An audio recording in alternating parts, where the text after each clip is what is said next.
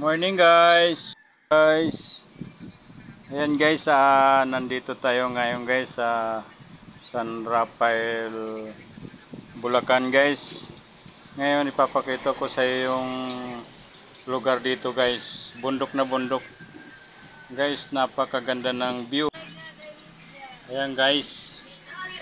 Napakaganda guys ng lugar.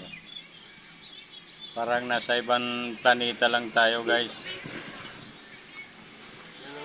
Yan guys, dito kami nag-stay ng mga 3 araw. Ngayon nasa Maynila na kami, napakaganda ng lugar doon. Sobrang lamig. Grabe guys. Napakaganda ng lugar. Hindi mainit. Ayong 45. Lalo na sa umaga, makikita mo paglabas ng araw, napakaganda. Makikita mo napakaganda ng lugar. Ayan. Uwi muna tayo dito sa bahay. Malayo pa dagat dito.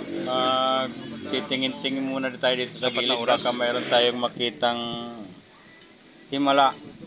Ano naman lugar yun? Dami saging guys. Yan kasarapan dito sa probinsya kasi kahit ano pwede mong matanim. Kung gusto mong magtanim, kahit ano pwede mong itanim sila. Parang pagdating ng araw, mayroon kang ma-harvest. Baler? Ayun, ganda oh. Ito, kapitbahay na tinirahan namin.